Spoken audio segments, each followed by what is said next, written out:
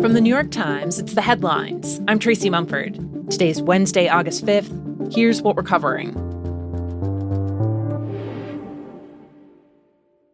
To start, two quick updates on fast-moving stories.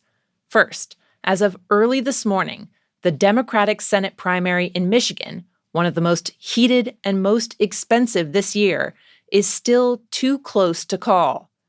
The matchup is effectively a test for the Democratic Party as a whole. What kind of candidate is their best bet to help take control of Congress? I'm running for U.S. Senate because in the state that built the American dream, it shouldn't be this hard just to get by. Right now, Dr. Abdul El-Sayed, a progressive who's had Bernie Sanders and AOC stumping for him, has got a slight lead over Representative Haley Stevens, a moderate Democrat backed by the party establishment. Housing's more expensive than ever, but all we're getting is more chaos. What the heck are they doing? What's also made the race one to watch is the role of AIPAC, the country's most influential pro-Israel group. AIPAC's Super PAC arm poured more than $30 million into ads for Stevens, leading to a fierce debate about the role of big political donations in elections, in addition to questions about Democratic voters' shifting stance on U.S. support for Israel. With the midterms this fall, Michigan is going to be a crucial race for Democrats. This Senate seat is currently blue, but Republicans are pushing hard to flip it, a loss Democrats can't afford if they want to take control of the Senate. For the latest primary results, check nytimes.com. And second quick update, all eyes are on the stock market, where the S&P 500 rallied to a record high yesterday. Stocks have been both spiking and plunging over the last few months. They've been rising when there's hope that the conflict with Iran is nearing an end, or when big tech companies have put out strong earnings reports, then faltering when negotiations with Iran fall apart, or fears that companies are overspending on AI flare back up.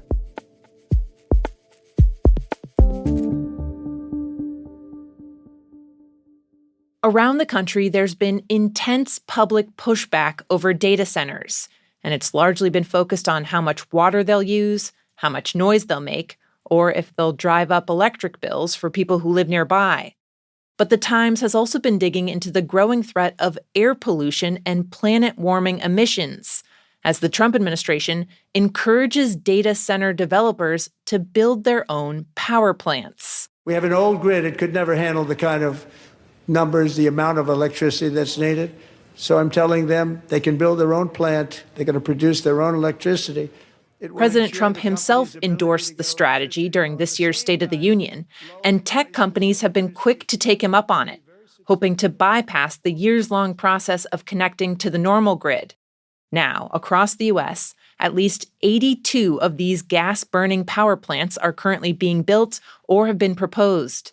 If they all come online, they could release as much greenhouse emissions as roughly half of all passenger vehicles in the entire country, according to an estimate from an environmental watchdog group.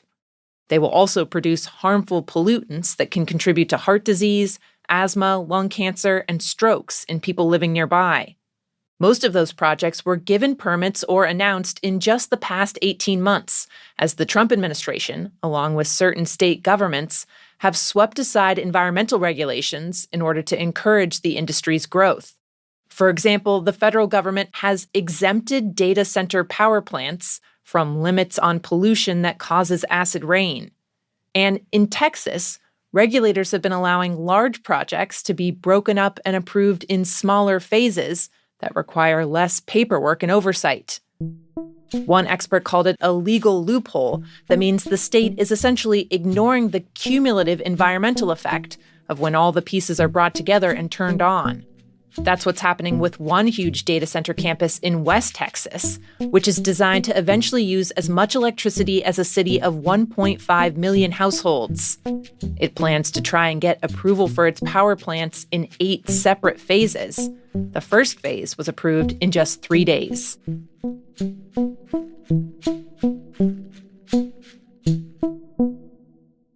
In Washington, D.C. yesterday, a federal judge granted a request by the Justice Department to throw out the criminal cases of 8 members of the Oath Keepers, a far-right militia which played a role in January 6th. The judge expressed deep regret and that he wished for a different ending, but said that his hands were tied by the administration's request. This comes just weeks after another federal judge said he was also pushed to throw out January 6-related cases involving the Proud Boys. All of the cases were for seditious conspiracy, the most serious charges stemming from the Capitol attack. And together, the judge's rulings mark the final erasure of the vast investigation into the attempted insurrection. The militia members had already been granted clemency by President Trump, something he'd moved to do on his first day back in office, when he issued sweeping pardons and commutations for people involved in the January 6th riot. But their cases hadn't been wiped away entirely until now. Both judges went out of their way to condemn the DOJ's request, with one writing that it, quote, denigrates the work of the prosecutors and law enforcement officers who secured these convictions and excuses criminal acts.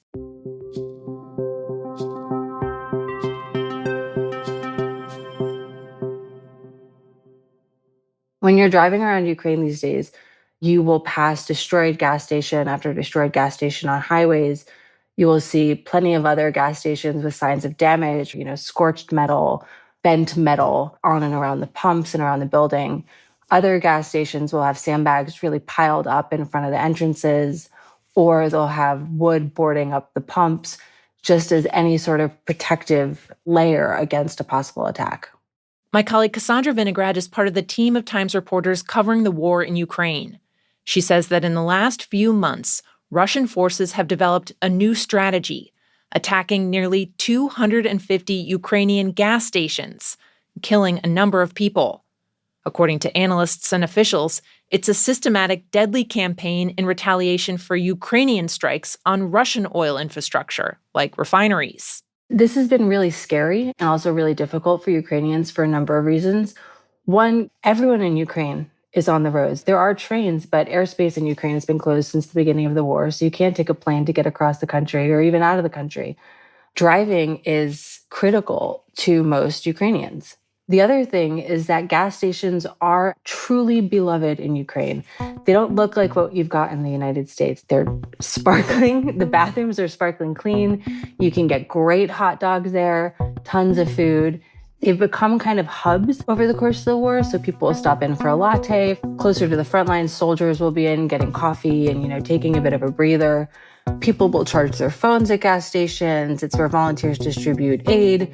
So this is having an impact not just on how people are conducting themselves and getting gas and doing the simple things, but it's also having a real impact on the national psyche. Overnight, Ukraine's capital city, Kyiv, was hit with a blistering ballistic missile attack. At least 17 people were killed and dozens more were wounded, according to Ukrainian officials. It was the third major Russian attack on Kyiv this week, as Ukraine runs desperately low on its Patriot air defense systems, its only reliable way to shoot down Russia's most sophisticated missile attacks.